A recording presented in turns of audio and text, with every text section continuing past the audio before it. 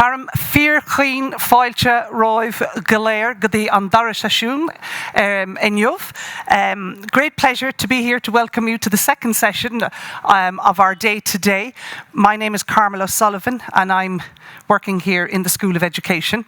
Delighted to be invited because this idea around brain health and creativity has been with us in the School of Education for many, many years. What we've been lacking is the research component. We felt it in our bones that it made sense. Made sense to teachers, made sense to the students from very early childhood right through to adult education. But we were lacking the evidence base. And so we've motored along, making, I suppose, a couple of mistakes here and there, but with great enthusiasm. So when I was asked to participate and to chair the wonderful session that we have today, it just felt so natural. It also felt that I might learn something, so pardon me, I'll be writing things down furiously and bringing them back for use in the School of Education. The theme of joy, again, is one that I think we can't overlook too lightly. Everything that matters starts in that space where there's enjoyment, where there is joy. And that for us as educators and people working in all aspects of formal and non-formal education, working with our colleagues in the creative industries, is that sense of joy from the process of doing it, joy from the reception, the engagement that you have from others, and joy then at the product. And we talk in our field of education about definitions of creativity, and we know there are hundreds. The one that I found myself coming back to time and time again is Erich Fromm's 1959. I'm not quite as old as that, but getting there. And it was a simple definition that stuck with me. The ability to see and respond. Now, I may have abused that approach many, many times, certainly in cooking and others where I don't quite have the menu and the recipe and I substitute. But that simple definition, the ability to see and respond, see what's going on, and place yourself as a member of society, as a person who has responsibilities for yourself and for those around you, into that area is really important. So creativity for us, you have the big C and the little c. And the big C is often understood as concepts around a social product. It may be a bridge, it may be, a monument. But the little c is what sustains us day to day. The joy, the resilience. All of us go through many, I call everything a joy, but there can be challenges in there at times. And that creative piece, the piece that sustains us to keep us going, is what really is the future for us in education, formal and non-formal. And when I look at the panel of speakers we have, and I'm going to get to those now, I'm delighted to see common themes running through their work. I voraciously went through the websites to see what it is they were doing. Many of them I knew about. And they bring together that sense of person, that sense of humanity, that sense of action, which is really, really valuable. And when you bring the neuroscience, we bring our evidence from research in conversation with our colleagues in practice, we're definitely on the right track. So to get us started here, I'm delighted to welcome our first group of speakers, and I would ask Iracema and Janice maybe to join us here while we outline, I suppose, some of the work that our colleagues. Iracema works with us here, and people will have access to their profile, but Iracema is an associate professor of geriatric psychiatry here with us in Trinity, and faculty member then with the Global Health Initiative. And we're also delighted to be joined by Janice and Janice Nolan-Palmer, kindred spirit, I believe, in terms of our connection with areas around dementia, areas around Alzheimer's. And so Janice is a volunteer in that space, and similarly, I believe, a carer. We were having conversations, I think many of us are connected in that area. So we're delighted to hear a little bit about your own research and your own work. over the next 10 to 15 minutes, and there will be time then for engagement and conversation from yourselves and the audience. So we'll pass over and look forward to hearing your contribution. Thank you. Super. Thank you very much. And it's delightful to be here. We are going to talk about the joy of shared learning. So as an academic clinician, I'm learning all the time. And there's several ways in which I learn. The most important one is in the clinic, learning from my patients and the decisions I make and getting feedback on those decisions. And that's absolutely that process of seeing and responding. It's very iterative. But as a researcher, I also engage in scholarship through inquiry. In other words, undertaking research. And the importance of research is that we discover things. But there's a catch in that, because sometimes we get very caught up in this whole process of gathering data, looking after the governance of the project, the administration, and sometimes it's a long time before we actually see that glimmer of joy. In fact, the administration and governance actually is quite the opposite of joy, but a necessary aspect of research. But research is to discover new things, but there's another aspect to research that is incredibly important, and that's understanding how to do research correctly and well. And part of that process is involving people like Janice, who are experts through lived experience in the research process, not as participants, but observers and critical friends of the activity that we undertake. And that's the process called PPI, or public and patient involvement. And that's what I'm going to talk about today. And Janice and I are going to have a conversation about our journey of shared learning. I hope it's joyful to explain how we have gone along this process of Janice being a PPI, or patient and public contributor, to our project to enhance our research and make sure that we're doing it correctly. So, what about the project? Now, we've got a number of projects on the go, but this is one that's particularly important and dear to my heart, and one that Janice is involved with, and it's called the SenseCog Residential Care Program. So what it is, it's a clinical trial in which we're looking at enhancing residents with dementia living in long-term care, enhancing their hearing and vision to see whether this improves their quality of life, and a number of other outcomes. Now, for those of you who are engaged in any kind of clinical research, but certainly research in long-term care facilities, you will know the huge challenges that are involved. So I'm not going to go too much in the detail, other than to say that part of this project is looking at how we adapt and feasibility test this whole intervention of improving hearing and vision so that outcomes can be better. And there are a number of the ways we have to address this. Certainly we address this at the individual level. Don't think I've got a pointer here. Anyway, this first one here, at the level of the resident. In other words, do they have a problem with hearing and vision? Can we enhance that, and how can we do that better? But then we have to address it at the staff level. What are the staff in the care home understanding about hearing, vision, sensory function? Do they understand that they have to support a person in their use of hearing aids or their glasses, or they have to ask what their preferences are with regard to their hearing, their vision, their sight, and so on?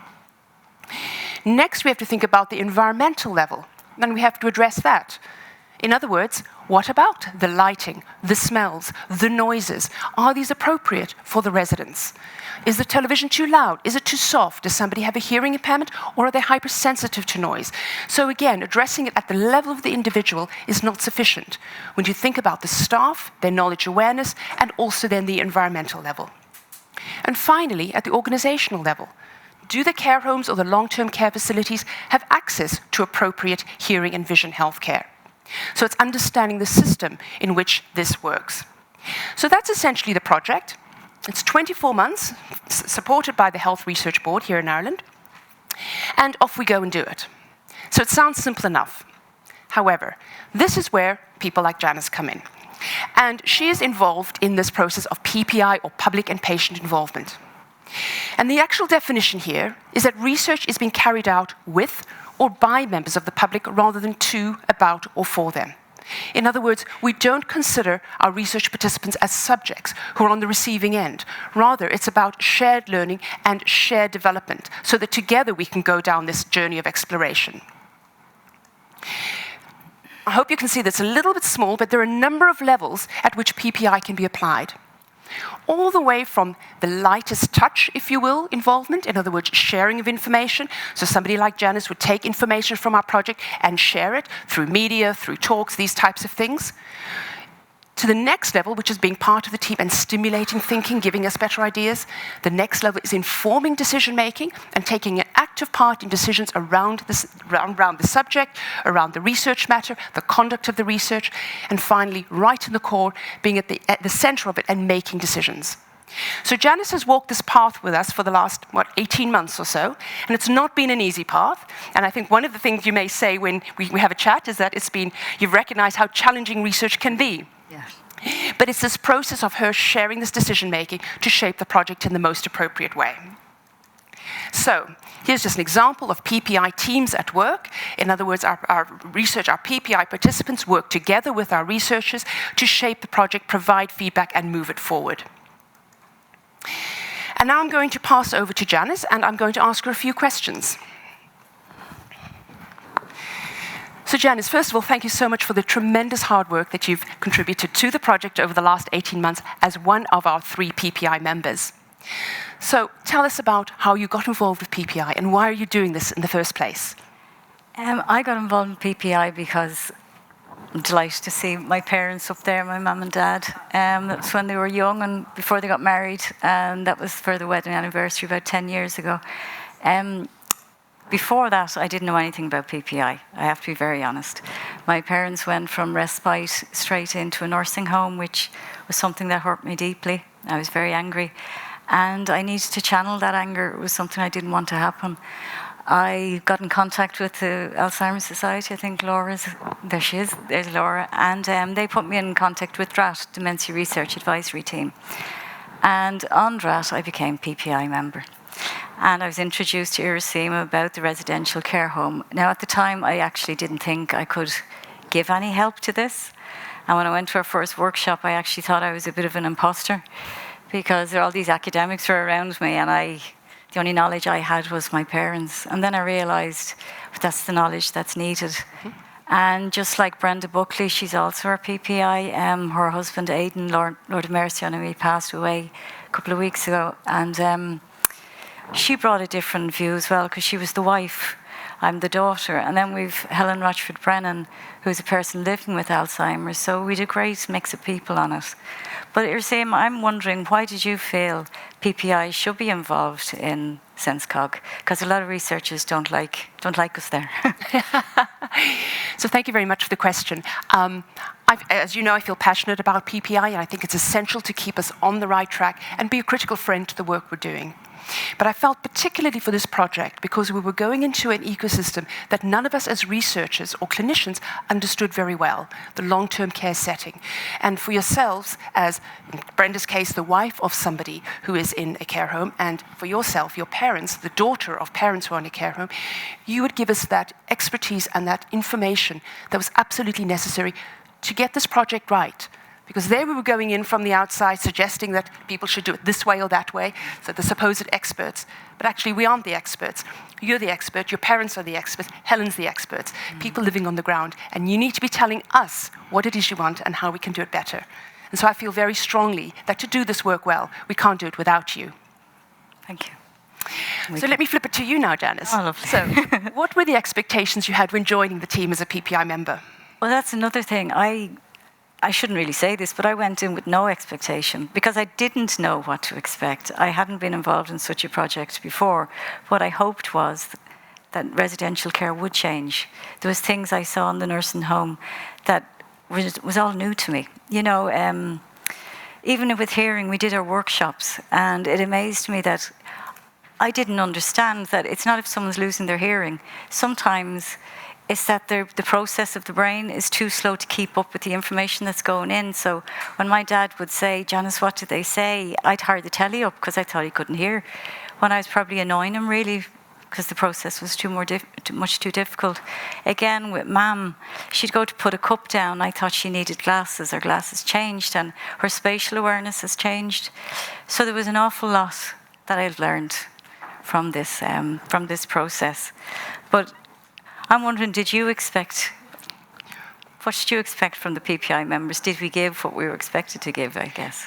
Janice, you and the other members have given far more than we could have hoped for, and it reinforced the necessity, or my understanding of the necessity for your involvement, because we changed our project, our intervention, our expectations so much on the basis of the feedback you gave us.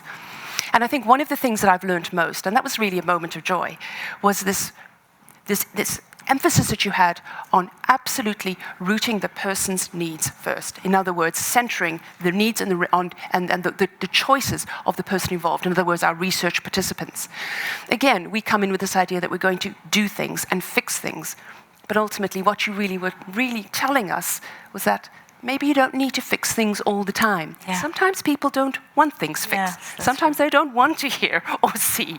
And it depends on what the person wants. And it's that person-centeredness that you really brought to the project and the team. So thank you for that. Yeah, there's a point there that you just made, and I really do feel that, because, you know, we give them glass, we give them hearing aids, and I know this is what SenseCog is about. But as you say, like, sometimes, are we trying to bring them to our world too much?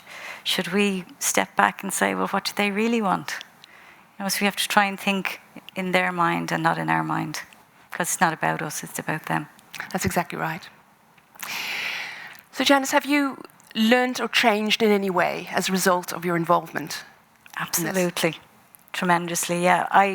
You read so many books, you listen to many people speak, and then you realise the more I'm learning, the less I know. I seem to want to dig deeper and deeper, and there's just this vast amount of knowledge that I need that I don't have, but it's so exciting. And I found my brain has awoken, really. You know, I didn't realise how interested I'd be in this. I write now, which is something I never did before. Well, I did, but it's something I'm taking very seriously now, because it's a way to heal. Because when you see people with dementia, you live with people with Alzheimer's, it can be tough. You know, and I had a poster on my wall years ago, and it said, it was a Garfield sticker, and it said, creativity is not a pretty sight. And, you know, dementia is not pretty. But there's great joy as well in trying to get those feelings out on a piece of paper, and it's cathartic. It really, really helps. And that in itself is extremely humbling, because I'm doing it on the shoulders of two people that I love that are ill. So, you know, it does bring joy. The project brings so much joy, and I hope to continue on it. And, yeah, if it wasn't for them too, or for yourself, I wouldn't be here today. Well, we need you there, and we have a long way to go still. So thank you very much, Janice, for your fantastic contributions. Now we're just going to wrap up with a poem that you've prepared on the basis of, dare I say, your involvement with this project and your shared learning. Thank you, Iracema. This poem actually came about because of Iracema, so if you don't like it, it's her fault. We were at a European research night here last September, and we were having a conversation, and Iracema said, that'd be fantastic. Why don't you write something about the generations, memory through the generations? So I tried to do that, and it was way too wordy. And then I realised, you know, maybe it's a poem, and I was driving home one day, and Iracema was in my head. So it's about memories, really, and it's about a boy and his mum and the grandparents. So you bear with me, it's quite long. So. Okay, I cry at night and wonder why they sometimes forget me, and that's no lie. I'm afraid to ask because Mum seems tired. She's sometimes sad. She's even cried. Grandad asked me so many times today, is there a match on? Will you be playing away? I'm so confused what's going on. I've already told him there's no match on. Mum shook her head. Why was I in trouble? He forgets. He asked. His mind's in a fumble. Driving home, we went the wrong way. We ended up outside a takeaway. She stopped the car and smiled at me. What will you have? It's southern fried for me. We sat and ate. The car got smelly. Salt and vinegar chips were aplenty. We chatted about clouds in the sky. I spotted a white duck floating by. We followed each cloud until an image popped up. But Mum was looking out the window, not staring back up. Suddenly she spoke. They've dementia, she said. It's an illness that affects the brain in their head. I picked up my phone and Googled it. Words jumped at me. I didn't want to believe it. It's a general term for impaired ability to remember to think. They've reduced memory. Put down your phone and please listen to me. Don't stop talking to her because her words are no longer there. Smile, just encourage her as best she can to care. Don't get tired of Grandad's stories, because one day they'll disappear. It's up to us to remind him, to whisper in his ear. When you are older, you may find memories and dreams stay deep inside. They just need a word, a song, or a reason, and moments of joy will continue like each season. We will be their memories, bring in plenty of smiles, find the energy and learn to thrive. But will they get better? No, I'm afraid they'll get worse. But we've time to remember we'll travel this course. When we bring in pavlova, it reminds her how she baked. Tell her yours is better, Nana. Let's dig in when the cream hits the plate. When you're wearing a soccer jersey or watch a game on TV, it reminds him plenty of his dreams that came to be. This illness is heartbreaking, I will not lie. Some people even call it the long goodbye. They have it now, there are some things we can do. Let's refocus our mind. So what if we repeat a sentence or two? We get to relive magic. We get to hold their hands. We've gotten to see them going old. Yes, dementia has changed our plans. The light in their eyes as you enter their room tells you they love you. And somehow now it's not so cruel. What's in a name anyway? It's a label we get. But love is a feeling. It's not easy to forget. Is it true they will not know me? In time that may be so, but I'm certain they will love us both until the day they go. Take comfort in the moments when a nice memory crops up. The four of us together, the good times will fill this cup. Do you remember that puddle in the caravan park? It was like a small pool. We had such a laugh. Nana had a camera. I had a brolly, jumping up and down. You looked off your trolley. You ran right past. Your wellies remained. The mucky brown water fell like rain. Or how about the time we went blackberry picking? Or we watched the Grand National and cheered. We thought our horse was winning. The trips on the steam train, the barge on the Liffey. We'd ice cream on Dunleary Pier and everything got so sticky. Your friends done the beach, built sand castles in the cold. Grandad told you stories of old. How we swam the canal using barrels as floats. We splashed about together. One time we even had a boat. Nana's toes were in the air, she floated on her back. We stayed in until we shivered, picking up stones on the way back. I see you smiling with tears in your eyes. Is it these stories and rememberings of times gone by? Our future will be different, but we've been blessed by our past. Remember, no one lives forever. Let's write our memories so they last. There will still be moments when they know who they are. A shimmering is waiting. Be patient, it's not far.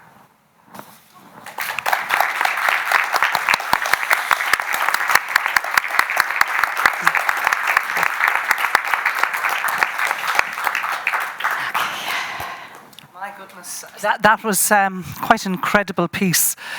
When I met Janice earlier, I asked Janice, are you working here in Trinity with us? Because I wanted to get her details. And Janice said to me, no, I'm nobody. Janice is everybody, truthfully, because I'm on the same journey with you, and that's everybody. Quite an extraordinary presentation from both of our colleagues here today. And very powerful, very moving, but very meaningful.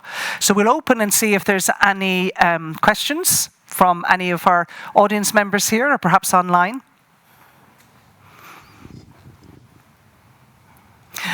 Maybe to get us started, I might kick things off. Iracema, I was interested very much because of a shared journey currently in my own situation, but how common is what you're doing? How typical is it that you are engaging with people like Janice who are the lived experience?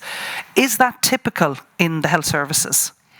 I would like to think that it is. I think we have a ways to go, and I think the understanding and the importance of PPI and bringing in the voice of people with lived experience is now being recognized. It's essentially the democratization of research and also understanding how we need to do it better. I think in clinical research particularly, in other words, research that involves people, PPI is becoming stressed and emphasized much more. So, for example, if we now apply for funding, we can't not include an element of PPI and explain how we're going to do that in the research process, which is fantastic, and I think relatively new. Excellent, excellent. We have a couple of questions here. Great, Brian. Janice, just want to ask you about the experience of writing that poem. And, I think this morning we were talking about how joy can be momentary and people can find joy in so many different things in everyday life. But I'm curious about the process of writing and your experience of that and you know, the emotions and how you felt and what it meant to you. Because it seemed to me, as you were reciting the poem there, you were experiencing joy. Yes, I have. It's been very sad and wonderful at the same time. The two are there, particularly because I felt I have a 14-year-old boy, and I didn't dismiss him, but I often didn't think of how he was feeling in this process. I was more worried about taking care of my parents, and then I realized one day he was too young to remember all these things we did together. And so I was trying to remind one boy, this is what your mum and dad was like. And I was trying to remind my mum and dad, this is what your life was like. And then I was trying to remind myself, God, it was good. You know, because you forget that when life gets quite sad, you forget, no, it was wonderful. So start remembering the joy. And when I go in to visit them now, that's what I do. I'm more mindful. You know, I think of nice things to remind them. And the bad is there. Can't change that. So you have to move on and try. So I did find great joy from it. Yeah.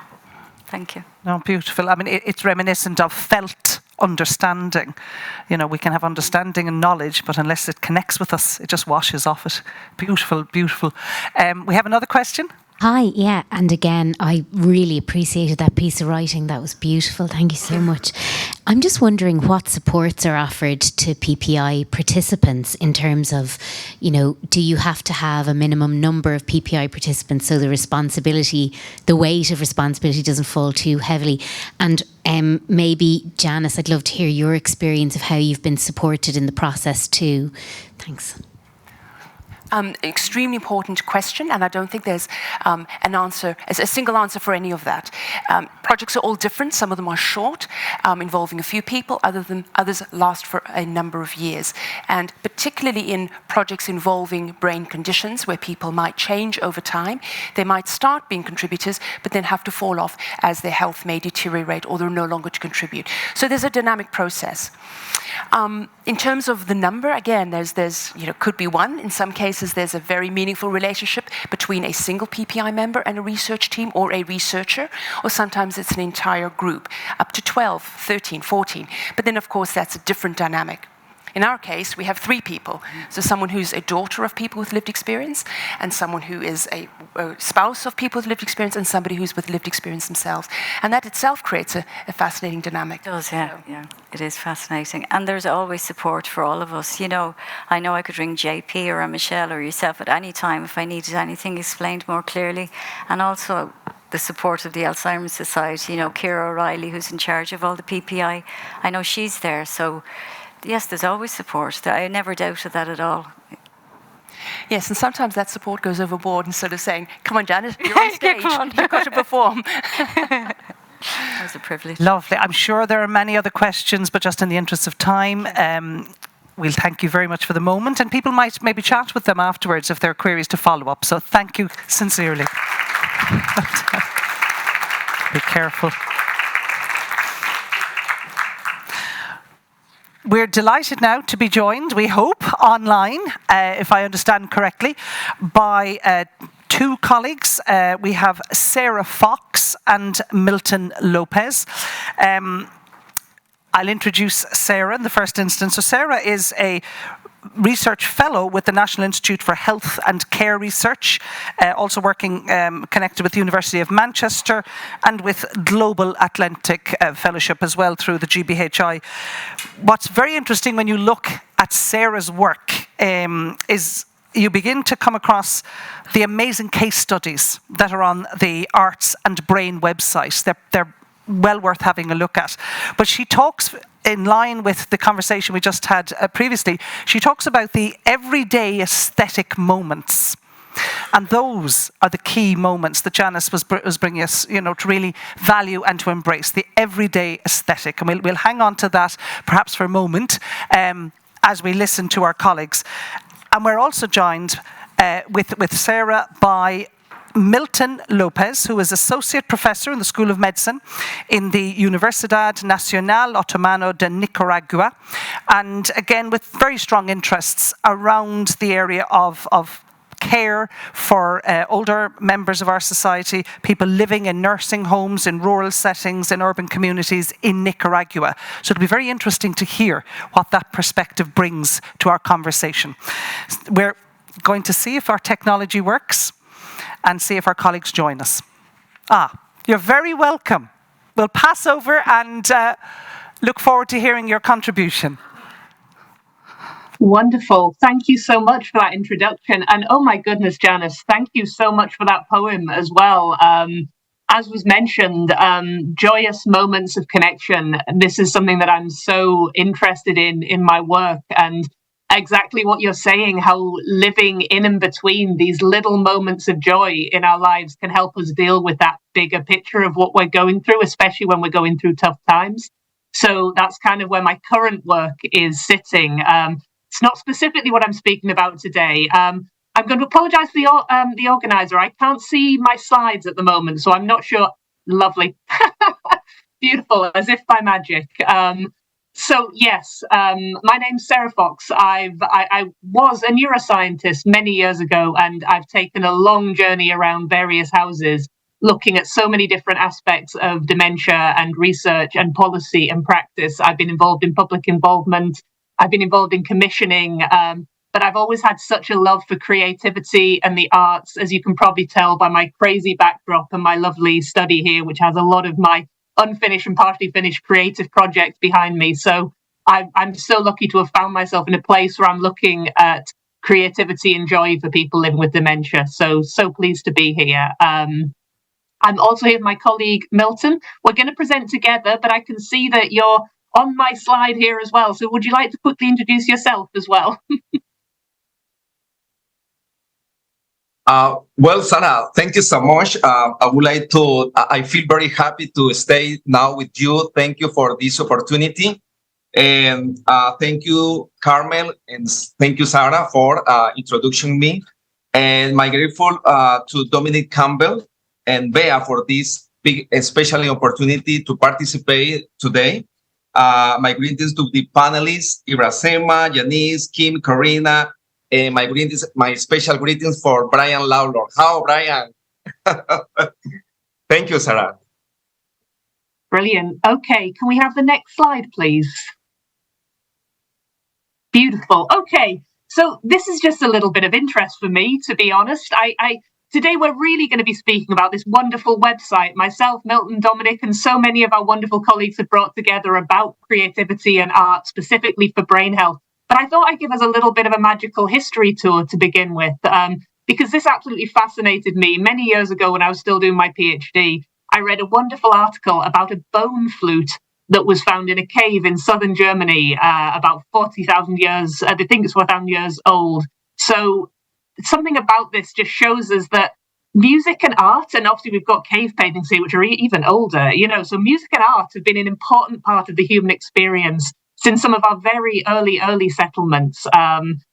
We think that this has given us a survival advantage, that possibly being able to connect in a creative way through music, through shared experiences of art, actually gave us that little bit of an advantage over Neanderthals and meant that Homo sapiens were the ones who went forward. So art is so important. I don't know if anyone's had this experience, especially with music. I think when it comes to forming social bonds and connections, as you grow up, you develop a kind of musical taste, probably based on what you listen to. And I know definitely at school, when I was listening to music, I had certain friends who liked the same music, and we got, we became very close. So maybe after this session, chat to the person sitting next to you, tell them your favorite band and see if you can make a new connection. But I think music and art and creativity is such a joy to us, and it's obviously so primitive as well, and it's a really important part of who we are as a species. Next slide. Okay, and again, I've listened to so many talks this week. It's been such a wonderful week so far. So a lot of the information on this slide, I think, will already have been given to you in many different ways. But again, this is just a little bit about why art, activity, memory, creativity, this is so important to the human condition. So we've got a lot of evidence building for the benefits of arts for health. I still think we're a little bit out of step at adapting these into our general practice. There's still a little bit over-reliance, I think, in some cases on the medical model, and less opening up to that holistic view of all the different things in the world that make life important for people. But we've got just a few little kind of factoids here, which you might find important. So music can increase the level of serotonin in the brain, which causes a sense of well-being. This can last for days afterwards. Again, many of you have probably seen the wonderful videos, I think, from Oliver Sacks's work, looking at people living with dementia who were unable to communicate, but after listening to a very well-known piece of music, suddenly something sparked in them, that vitality came back, they're even able to hold a conversation. So the impact of music can be amazing. Obviously, physical movement and dance. I used to work with a part of the brain called the hippocampus, which is the memory center of the brain. Ambulation, walking movement can stimulate activity there, and some wonderful things around music and dance specifically. Also, our brains are very plastic, so even when we have a condition, new learning can take place, especially in artistic, I'd call them failure-free environments where you're just having fun. The whole purpose is to explore your creativity and have fun. And of course, being outside in the fresh air is brilliant. We have loads of wonderful gardening groups and outdoor groups here in Manchester.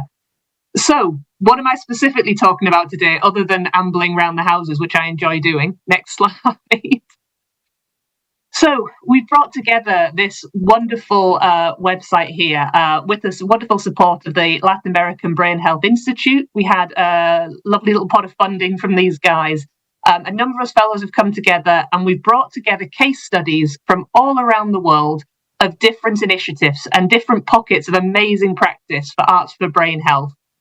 We've translated these into English, Spanish, and Portuguese, and we're hoping to have more translations to come. So today, myself and Milton are going to walk you through a couple of these case studies specific to our localities. But then hopefully you'll be able to go away, have a quick look at this online yourself, and maybe even contribute yourselves. So next slide, please. All right, so I'm lucky enough to live in Greater Manchester. It's a lovely city when it's not raining. Sometimes it's not raining. But we call ourselves a crucible of arts and health because there is so much positive movement in our city towards creativity and the arts for health. Lots of work going on at the moment. When I used to work in policy, I can really see the cogs moving. But I just wanted to highlight 3 case studies here. I'm going to be relatively quick, so I'm aware there are 2 of us and we don't have quite as much time, but these are brilliant studies and there are more on the website. So the first is a lovely group called the African Caribbean Care Group, run by a wonderful lady named Dorothy, who I know reasonably well. They have a huge range of services, and they specifically provision for the African Caribbean community in Greater Manchester. Their sessions are in this wonderful little community centre, which has its own outdoor garden as well. And I know when I went to visit them, I don't know the name or the type of music that they were playing, but my goodness, it was contagious. I couldn't walk through that door without dancing when I came to speak to the group. And you could just see the joy on everyone's faces in being there, being in that stimulating environment and connecting with others around them. They've also recently welcomed a new member of staff who has loads of experience with aromatherapy. And again, I don't know as much about this, but I do know, again, from my days in neuroscience, that smells are so important for memory. It's one of the only senses that has a direct route to our memory system. So you might wonder why, you catch a smell and it brings back this really strong memory, and that's really common. So I'm interested in where their aromatherapy work goes. They also are very active in policy. So they've put together several reports on the barriers for the African Caribbean community in accessing community services. And they're also bringing together training across Manchester for how to really embed this community into the work that we're doing, and definitely in the care setting. So excited about that work. Made by Mortals, Don't Stop Me Now. This was a project that I commissioned myself when I used to work in the Integrated Care Partnership. The idea being that a lot of people living with dementia or mild cognitive impairment, you don't necessarily want to go to a dementia group. You want to be able to continue playing a major part in your community, doing the activities you've always enjoyed. It's not just going to be a dementia cafe. So we wanted to provide a small training package for community groups, creative community groups, on how to support people living with a dementia or a mild cognitive impairment. What I think was beautiful about this study when you go in is it was co-produced between the creative group Made by Mortals and a local dementia support group called Together Dementia Support. So you can physically hear the voices of the people living with dementia coming through in this training package. And the way they've done it is an immersive audio experience. There'll be a link to it on the website, and I absolutely recommend listening because you just hear the voices of these people and the challenges and barriers that they experience. And then there's this wonderful discussion about how we can get beyond that and how we can open up our society to these people. So it's absolutely wonderful piece of work there. And finally, I'm not going to say any of these aren't wonderful, am I? But they are all wonderful. Our final piece, String of Hearts. So this came about when we had that little blip in all of our lives a few years ago when this kind of Zoom meeting was very, very common and lots of us couldn't leave our houses. A lot of older people living in the community weren't able to access Zoom, didn't have that access to technology and became quite isolated. And as we've spoken about, I think in other sessions this week, that isolation can have a huge impact on brain health. So this wonderful group set up a music phone call service. So they have trained musicians who will have one-to-one calls with older people living in the community, discuss their musical preferences, and then improvise and create their own music, their own poetry, their own lyrics. So it's a very interactive initiative. And it's been absolutely wonderful. I've quickly got on here before I will hand over to Milton. Sorry. There's one wonderful quote from someone who took part. They said, "It's hard to keep enthusiasm alive when there's no human contact. It's hard to manufacture that for yourself. I look forward to these telephone calls. It's a lifeline to the outside world with someone who has shared interests. It's wonderful therapy for the soul and for your physical body." I mean, I couldn't say it better myself. I think that's a brilliant initiative. So please do go online and check these out. We will have the link probably in the chat for people online, but also on these slides. So I'm going to hand over to Milton to tell you a little bit more about the case studies he's brought together. Okay, next one. Next slide, please. Thank you, Sarah. So thank you so much. This is my first time to participate in this creative week brain. Thank you so much. So I am from Nicaragua. Nicaragua is located in Central America. Most of the Nicaraguan people, we are living in the poverty. Probably the 60% of the Nicaraguan people, we are living in the poverty. However, many citizens, we are working with change the world, we change my country in this case. So I would like to share with you about the best practices in art and brain health we are promoting in the different care homes in Nicaragua. Because in my country, we have almost 20 care homes, and most of the elderly people now, they are living in marginalized and underserved communities. So most of them, they are located in the rural communities. That is very important because most of the elderly people, they don't have work now. They have a problem with mental health. They have problem with to have a specific medicine for dementia, for example. And many family and caregivers need to have a good train in mental health. In this case, so the next one, the next slide, please. Okay, so the last year we have different meetings with Dominic in this global project because I think it's very important to share with the rest of the world in the different countries what is the different activities in creative and intervention in Nicaragua. For example, the last year we have a short exploration about the different activities we can to improve and have a more expanding the different activities with mental health. So, and after this exploration, we increase this program in another Hogares de Anciano. Hogares de Anciano is like a care homes in other countries. And we are working with almost 20 care homes, and we are providing training to the families and the caregivers.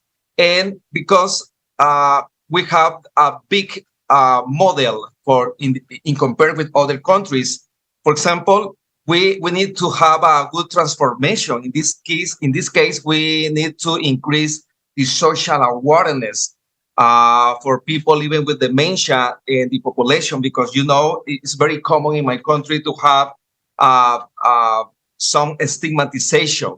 So in this case, we need to reduce the stigmatization of dementia, reduce the stereotypes of old age and aging. It's very important, because the Nicaraguan people, they understand that the aging, for example, is like an illness, but we need to change the mind in our population. And in this case, we are designing a local website for increase the respect, attention, and support to the elderly people, especially the people living with dementia. Next slide, please. Well, I would like to share with you some different activities we are promoting in the different rural communities, especially in the care homes. In this case, many elderly people, they are writing the autobiography and to determine, for example, the positive life events.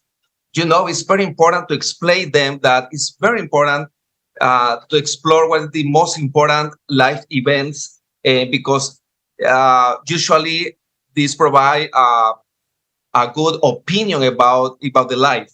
And sometimes we have a gallery of exposition with pain and grave making, for example, to the patient with dementia and elderly people. And sometimes they can to promote these articles in this product in the same community.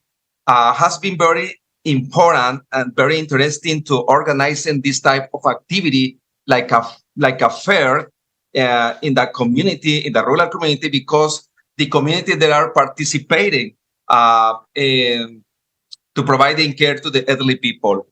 So another activities we are to work in intergenerational bond. For example, for us has been very important to tell stories. For example, the different intergenerational, right? With children and elderly people, with teenager people, with elderly people in the same nursing homes, and celebrating the birthday, local activities, or other celebration with balloon games, with music. In my country, Nicaragua, in Latin America, it's very common to dance. Usually, we dance every day because it's very common, and we know that the dance is very important to improve the mental health in the elderly people. Painting mandalas and natural landscape. Usually we have activities with the elderly people. For example, painting a landscape inside and outside of the nursing homes, or cooking with you.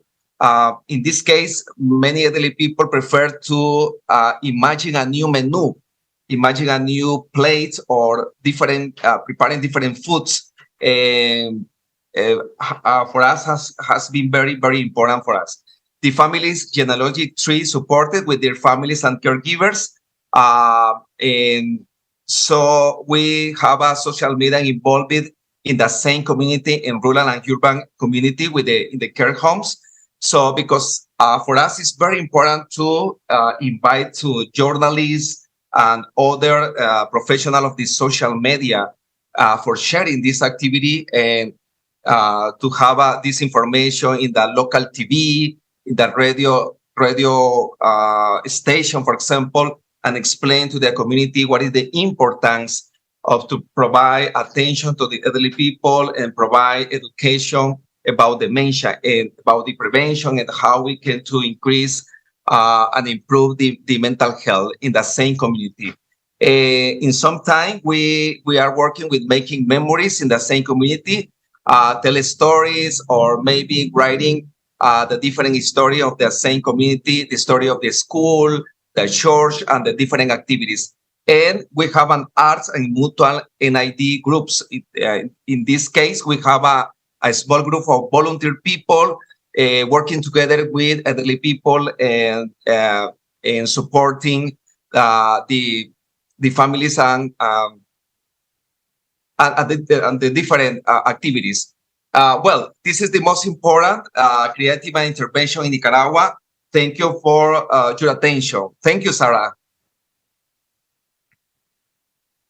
Wonderful. And just our final slide, if that's okay. And it's really just a little bit more of an overview of everything that we're looking to achieve through the Arts and Brain Health website, and, you know, looking at creating this peer learning network, an ambition to self-generate a teaching program, and hopefully to provide further translations, and just a little bit of hope that you guys might be able to go visit it yourself, speak to some of our contributors, and maybe even start your own movements, adopt some of this work yourself, maybe even contribute your own experiences, because I know, again, from hearing so many talks here, that we've got so many wonderful initiatives going on already that I've heard about in this session. So yeah, please do get online and check us out.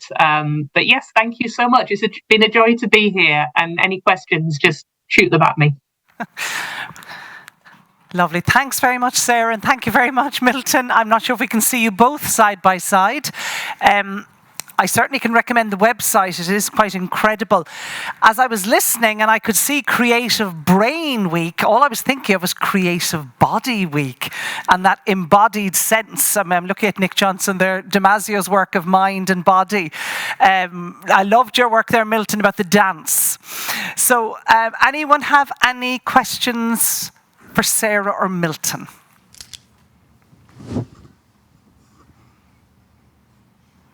It's amazing what technology can do. It was incredible. Questions to Nicaragua. Hi there, Milton. We've got one question. Hang on a second. Lovely. Thank you. Hola Milton, ¿cómo estás? Soy Brigitte desde Perú. Quería hacerte una consulta. ¿Qué tal? Oh, claro. ¿Cómo estás? Preguntarte acerca de estos grupos de casa de ancianos, ¿cómo así han logrado conectar con diferentes comunidades en Nicaragua para poder mejorar o sobrellevar justamente todo el proceso que es cuando una persona tiene esta enfermedad de demencia y a veces tienen este estigma social? ¿No? Me gustaría que nos comentes un poquito, de repente también para compartir con las personas que tenemos en Perú. Gracias. Yes, I don't know if I need to. Well, if you could, maybe my Irish is good, but anything else is bad. If you can give it to, yeah. Okay, Brigitte asked me about how we to have the opportunity working with other specific groups in the same community, working with dementia, with patients with dementia living in the same community. Well, in Nicaragua, for example, we have a different local organization, right, from the civil society. And in the last 10 years, I think we have increased the social awareness and receiving the different training and formal and informal education from the Minister of Education and from the Minister of Health. So the different leadership, local leadership, and many workers from the Ministry of Health, we are organizing probably 5 years ago many activities in the same community, in the rural and urban community, and providing different information about for example, the importance to detect the dementia, or how we can increase for example, the different knowledge about the dementia care. So I think it's very important because my country is a small country, and usually it's more easy to work with a mayor's office, local mayor's office, right? And sometimes in different moments, different doctors and nurses and PT, OT, we are working together like an interdisciplinary team. And we are providing different education activities in the mayor's office, because the mayor's office, the local mayor's office, they can bring the different people, different local leaders, different social workers, health workers. And for us, has been very, very important. In my opinion, this is a specific strategy for us. Yeah. Thank you, Brigitte, for your question. No, that's a lovely, lovely response. And you're pointing to what's coming later in the afternoon, which is that leadership piece. So we've had the sharing in terms of how we share and the flattening of structures, which was very clear from Sarah and your piece there, Milton. We'll, in the interest of time, if that's okay, we'll move on. But we say thank you so, so much for that. Well done.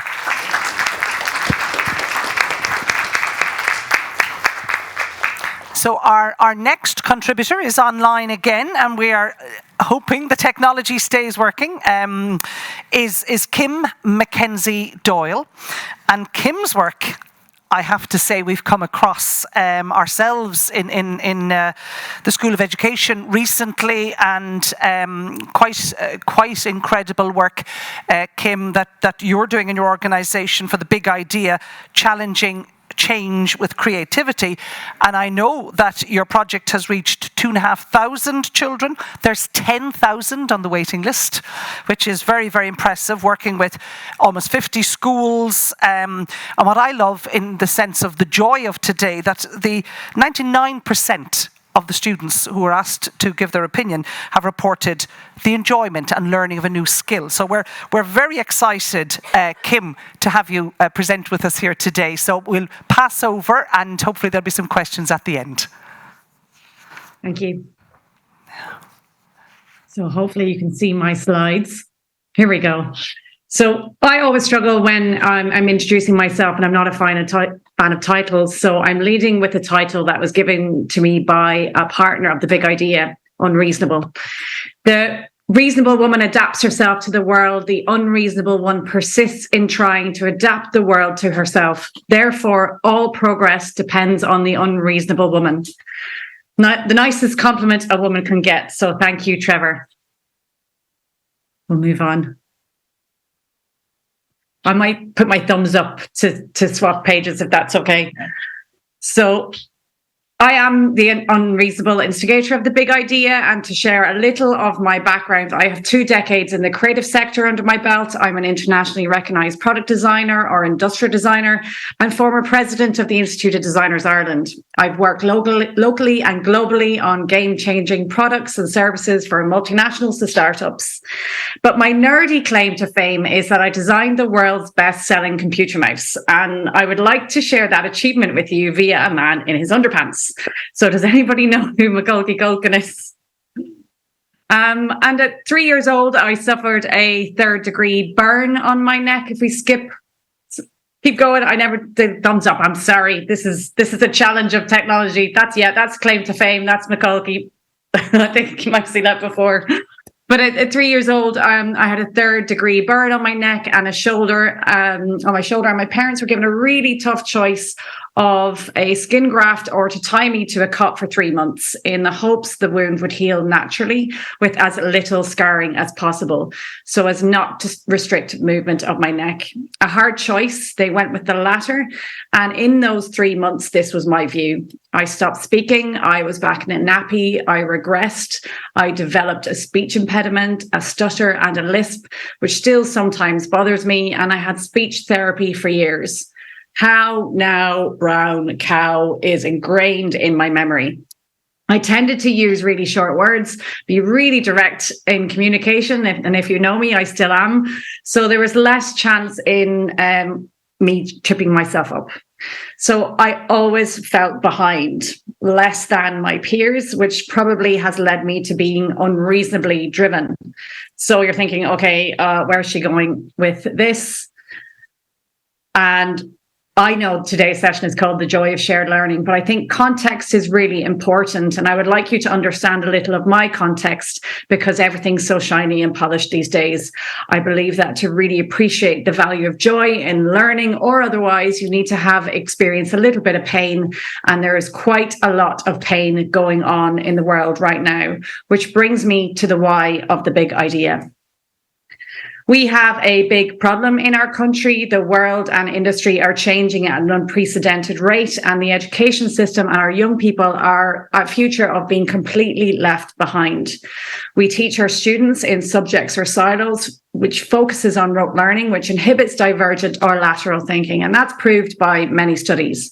Young people are inheriting the biggest issues the world has ever faced. You name it, climate change, healthcare, housing crisis, equality, mental health. We are simply not equipping them with the skills they need. We believe creative thinking is the answer to pretty much every problem society and especially young people are facing right now. And the key to problem solving is divergent thinking, and that's creative thinking. Creative thinking connects learning and leaves room for discovery. It's a transformative skill that can be taught, and it's a skill society and industry need now. The big idea, and you can play this one, if you go back one, and I think it's a video. No, it's not a play. Go back. It's all right. It's a multi-award-winning, free, innovative 12-week creative thinking education program for 15 to 19-year-olds. And it empowers students through inquiry-based learning, and students develop critical thinking skills. You can go forward again. With co-created projects that connect them with industry, their peers, their community, and their world.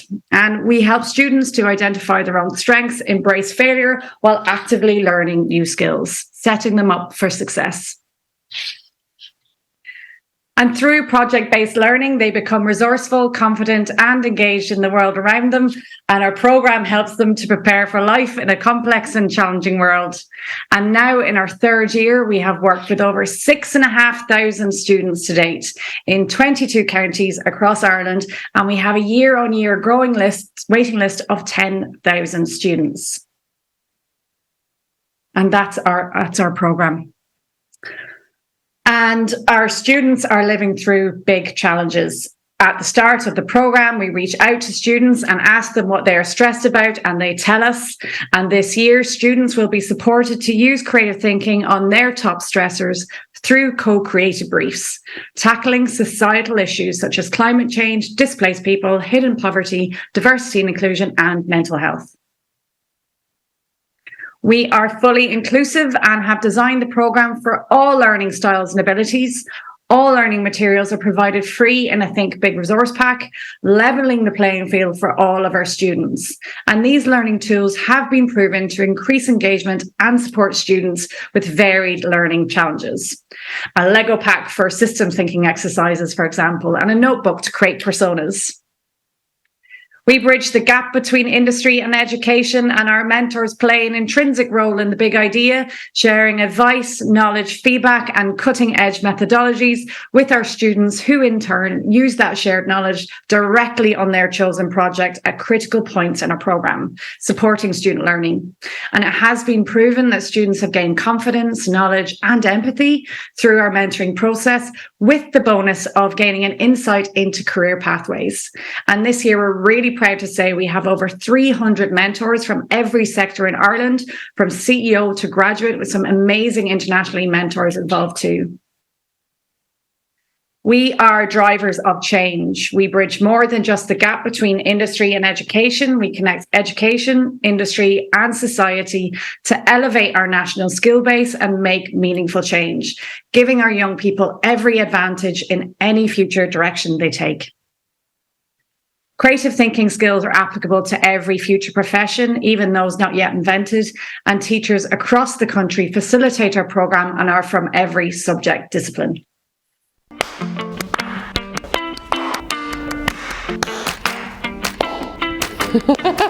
I loved it. I got probably more excited when I was telling all the students about it. It was lovely then to see them take ownership. It gave them independence, a sense of, I need to motivate myself to do this. They learned how to self-motivate, which for 5th and 6th year is key. I think the most important aspect for me was showing them worldwide views and issues. Seeing people's different point of views, putting themselves in their shoes really helped. They were really being challenged, and they were being asked to kind of address topics that they hadn't considered before and that perhaps they thought were beyond them. At the beginning they were saying, oh, I don't know, what do I know about the housing crisis? But they went back, they researched, they didn't give up. It was lovely to see their reaction then when they realised that they did have something worth saying. The surprising element, having done it last year, has been how engaged the students are. This programme has allowed students that I wouldn't have maybe picked in the past to express themselves and show me a creative side that I wouldn't have seen otherwise. The students found it different that someone was actually interested and was willing to give up their time to give feedback, maybe share their expertise. That was actually actually brilliant. They just suddenly kind of realised like, oh, someone important is beyond my teacher has actually read this and taken me seriously. And I think they really enjoyed that and they felt their ideas were worth something. And then it just gave them that extra little push then. That was really useful actually. I found the same last year. I was floored by it. I really was impressed. I didn't think it was going to be as good as it was, and they just feel so special to have like these people taking time out of their busy days and give feedback, and the length of the feedback that comes back. You're getting reams of information and stuff that the students can very easily work on. I think the big idea will have a huge benefit to students going to senior cycle, especially around exam time where if they can't find the answers and they're struggling, that they've built this resilience and these creativity skills that they can find solutions.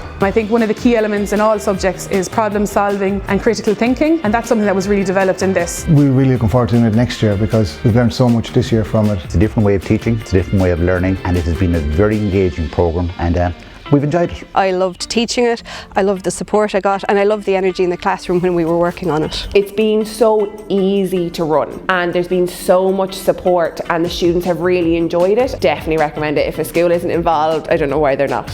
I would definitely recommend it. It's just fantastic. Everything's given to the students that they want. I can't fault it in one aspect. No lies told. Seriously true. And we didn't even pay them. So our programme culminates in our online big showcase and exhibition celebrating every student project, our teachers, mentors, and of course our partners. 2022. So I'm especially glad to witness the next generation of change makers making a real difference through the Big Idea programme. My name is Alba Keane and I'm the founder and creative director of a company called Izzy Wheels. Some very creative thinking here with our rubber chicken and our rubber pig. The future belongs to the curious and the creative, so keep thinking big. Big idea!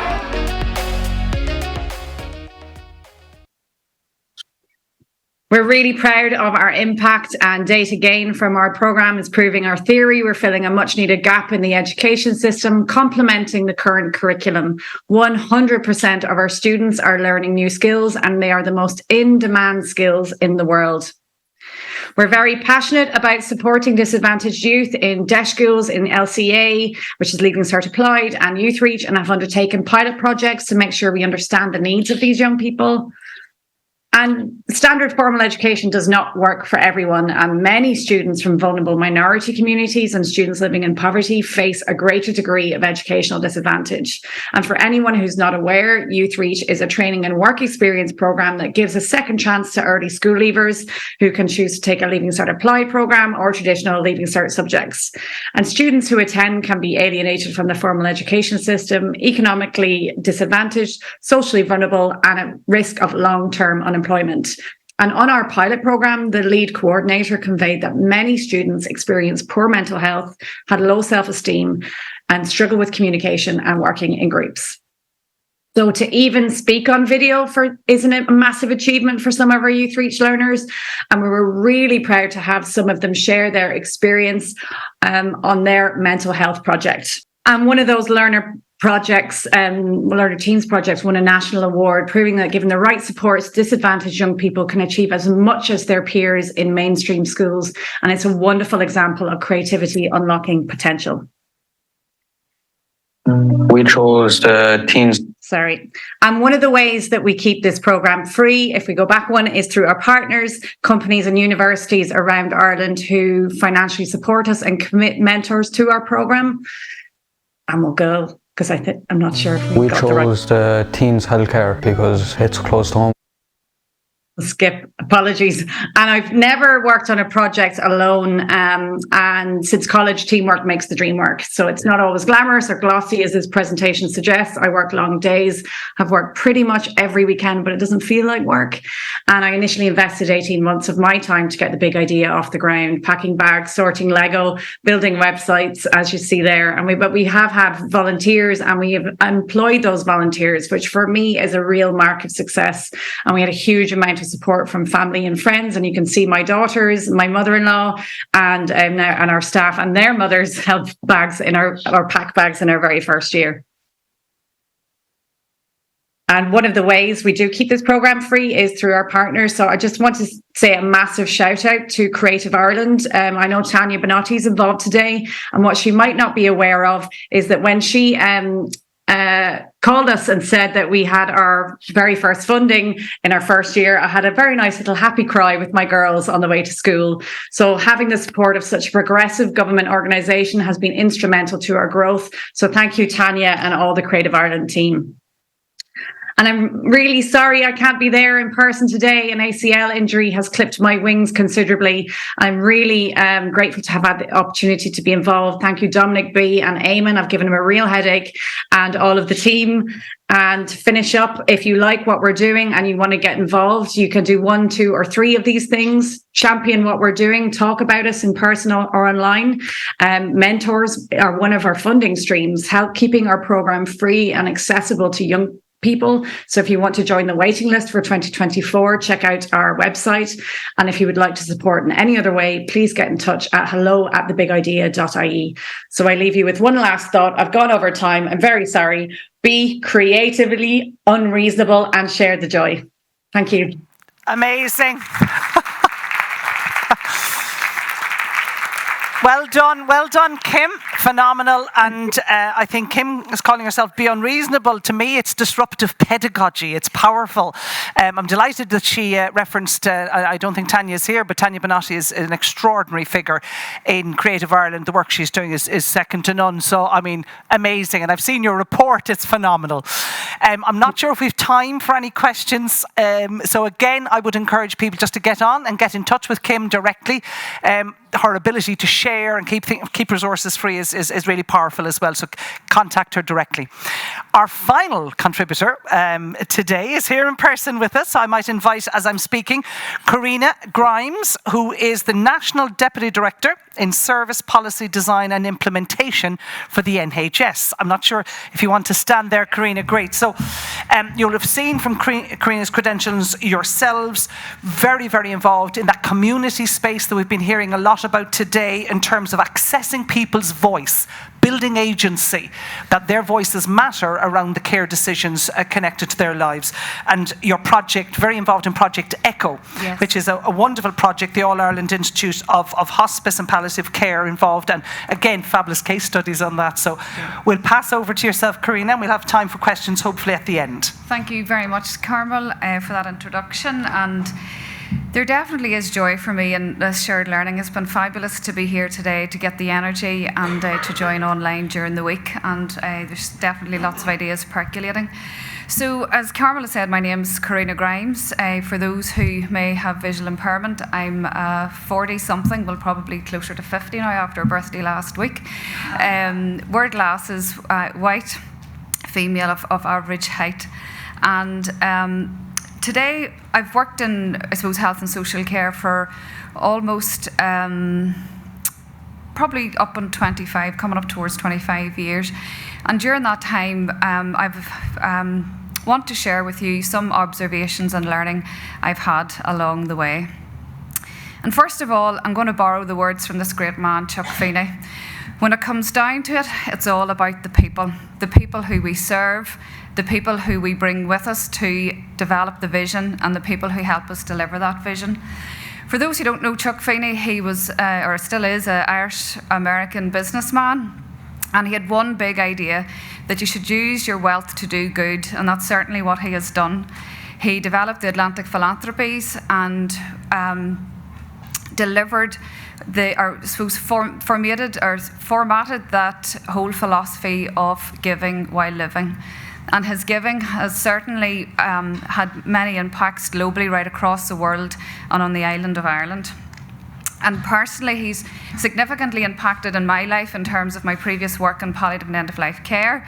Earlier on this week, we've talked about conflict, and having lived and still do live in an area that has been impacted by the Troubles, and Chuck Feeney's key part in the peace process. And now, as an Atlantic Fellow, I'm very privileged to be part of GBHI here in Trinity.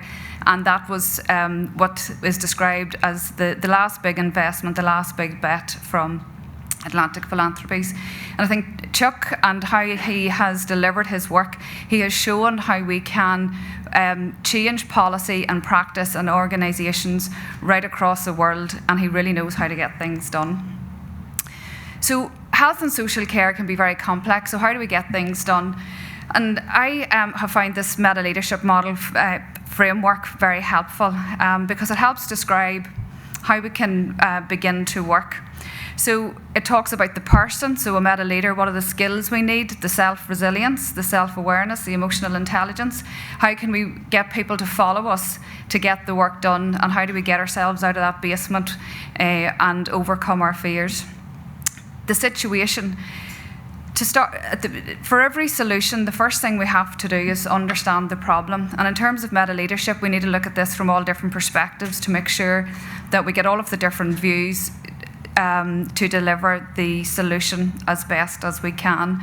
And then lastly, and I think Chuck is a great example of all of these, but particularly that connectivity. We need to connect with people right across organisations, and meta-leaders really lever and actively try to seek out and forge relationships with different professions, different organisations and different groups to begin to deliver those solutions. And we need to move away from that sort of hierarchy of leading up and leading down. As you see in this model, it's about leading across and, more importantly, leading beyond. So when we're looking to try to get the different dimensions, I think often in healthcare, we probably make the mistake of not looking at it from all different angles. And I like this cone in a box analogy. So if you put a cone in a wooden box and you put 2 peepholes on it, and you say to some people, right, look through peephole A, what they'll tell you is, oh, I see a triangle, and that's their belief. And if you ask someone to say, look at peephole B, they'll say, well, that's a circle, absolutely. So as you can see, they're not getting the full picture. And often the best intentioned solutions are designed incorrectly and don't deliver the outcome, and in some instances have unintended consequences. We have metrics that actually drive poor performance or poor behaviours. So working together is one of the key things in terms of shaping policy in healthcare. And I suppose that principle is also reflected in Radical Help by Hilary Cotton. And thanks very much, Dominic, for introducing me to Hilary's work. So Hilary believes that our current health and social care system and welfare state is really beyond repair, and that we need to look at new ways of working and new models that put people at the centre. So we need to have diversity to have that growth mindset. And she places significance, high significance on the power of relationships, and that if people feel supported with human relationships, that's when change can happen. And that's when, and if we make these types of supports easy, that people are happy to join and stay, change can be sustained. And actually, when we listened to Kim's presentation and about how we build capacity, I think that was probably a really good example of the work that Hilary's talking about, is not trying to constrain and manage risk, but it's actually trying to push people and let them imagine a different future and building that capacity so that we can explore problems and build solutions together. So the second lesson that I've learned is to do the right thing. And I know that sounds pretty obvious, but sometimes our institutions and organisations and the usual ways of working can impede us. And when I was thinking about the talk, and sometimes when you're working in health and social care, it reminded me of, did you ever go into a shop and you need just to ask one question, or you need just to pay for something, but the person's too busy stacking the shelves to come and help you? And so it's around focusing on the right thing. And obviously those roles and jobs are important, but we have to get the balance right.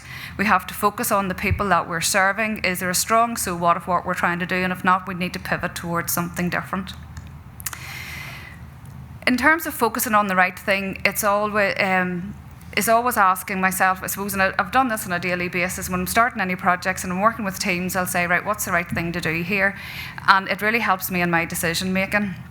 So, and often the right thing is not the usual thing, and I think it was really struck me by Professor McCarran's talk earlier on when she was talking about in 1994 and her vision around the need to include those with intellectual disability within research, and people said no, and you can't get through governance. So the usual way wasn't the right thing, and it's a great example to see how putting people at the focus and doing the right thing can actually deliver that change. In doing the right thing, I feel strong governance is really, really important. So we need to be clear on we're getting that diversity in terms of the people around the table to help us make those decisions, and making sure that the governance structures are right in terms of what's the accountability, what's the feedback mechanisms, because often in projects when there's bumps in the roads, we need to draw on really robust governance structures to alleviate any of those issues. And as I've said, we also often need to build new ways, because the right way to do things maybe hasn't existed to now. And lesson 3 is around creativity can turn the tanker. So what does that mean? So I've worked in health and social care for a long time. I'm a dietitian by profession, but I've worked with a lot of AHPs, allied health professionals, and so I was very mindful of the benefit of art and creativity in terms of interventions. But I was at Creative Brain Week last year, and it's had a really significant impact, I suppose, on my work and policy. And I know Christopher Bailey's here, and there was one line, and I'll probably not get it right, Christopher, but it was around that art could not cure, but art could heal. And I think it just really resonated with me. And I thought, particularly working within people with long-term conditions, working in palliative care, and the whole theme of hope, it's around how do we make sure that we get arts and creativity into the work we do. So I'm going to now talk through a case study of, not in my current job, but a previous job around how I've applied these principles into practice and how we've used art and creativity to turn that tanker. So the background to the project is it was an advanced care planning. And many might say, well, what is advanced care planning? So we're going to play a video and let these lovely folks tell you what it means from their perspective. Advanced care planning, to me, means thinking about the future now when I'm able to think about the future. It helps us drill down into what's important and to try and look forward to what we'd want in place, because what's important to us today is more than likely going to be still the important things for tomorrow. I think if you go to a doctor will ask you what's the matter. I think when we in ourselves actually ask ourselves when we should be asking ourselves what matters. It's about trying to give people an opportunity to focus on things that they already think about probably. You know, if something happens to you in the future that you maybe are no longer able to take care of yourself, or for an elderly relative, if you need to, take over their planning of their medical needs or financial needs. Sometimes a very tricky subject. We've found it quite difficult in the past to engage older people in activities around this and projects around this. They don't want to talk about it. We all have houses, and yes, we do our will, but it's much more than that. And I myself would be at health risks, so I did have to think a wee bit deeper and a bit harder. But I think it's something that's necessary. We all think of the inevitable is definitely going to happen at some stage. When and how, nobody seems to know. Some people do know, especially if there's palliative care in place. Important aspects of advanced care planning for the future starts with the children of today. For me, really, it was whenever my little girl was born. She's 2.5 now, but it was at that point I really thought that I had nothing in place for her, and I had never thought about or planned for her future. And children are very good at talking about how they are, where the future is, and where they want to be in terms of who they like, who they love, who they want to be with. Sometimes as adults we're not so good at doing that. It's talking about how you prepare and moving forward, and how you prepare for death. And immediately one of the women, who was one of the older women in the group, said, "That's me." I haven't had those conversations with my partner or my children, and it's something, even doing this today as no one going forward, is to open up that conversation, to talk about it. Putting it down in maybe in writing, or ensuring that it alleviates the pressure then maybe for somebody else too that is involved. Things that you would like to happen to your children or your other family members you may care for, or pets, or indeed finances as well, just to make sure that you're putting down what you want to happen to those things. So your wishes and your needs and I suppose your values are considered and held dear, and it means that the care you receive is the care you would want to receive, not somebody else's idea of what's important to you. So the background then, or context to this work, is in the middle of the pandemic there were issues that needed to be addressed around clinical decision making. Professionals felt they needed support and guidance. Patients felt that they needed information and some of their fears alleviated, particularly those with intellectual disability and those older people. And so policy development was set about. And how did we go about it? So we co-produced, we looked at our expertise not only in the people that we engaged with, but also the people within our immediate team. We linked with behavioural scientists and was really interested just to hear about Kim's experience as a designer, our cultural advisor, Mr. Dominic Campbell, and content creator as well. And I think the diversity in terms of engaging with not only the organisations, the public, the patients and those who are carers, but also our internal team, and that diversity was really good value. So we heard about what people's hopes were, what people's fears were, what their visions were, and we co-produced a policy document and supporting information. So we worked on the principles of being inclusive as we could, and accessibility, and we stretched ourselves in terms of our own capabilities, in terms of the brief. The brief originally was to look just at healthcare aspects, and based on what people told us, we extended that to look at personal, legal, financial, as well as the health aspects. And again, we delivered quite a number of outputs. So here's just an example of some of the materials: policy, training and education, operational frameworks, and then there was a suite of public information, including videos that were developed by colleagues with intellectual disability who translated the policy. So we're getting to 2 minutes left, and we're getting to the bit about the tanker. So the ambition of the policy seems fairly simple. It was about normalising advanced care planning and making sure that people had the opportunity to engage in these types of conversations and that they received that type of care. But this was now the tanker. So we had commissioned research previously in my previous work about advanced care planning and looking at people's knowledge around it. So it wasn't surprising that 28% of people, or just over it, had heard the term. Very few had engaged in the topic, 7%. And 63% of people said, well, actually, I'm in good health, it's not relevant for me.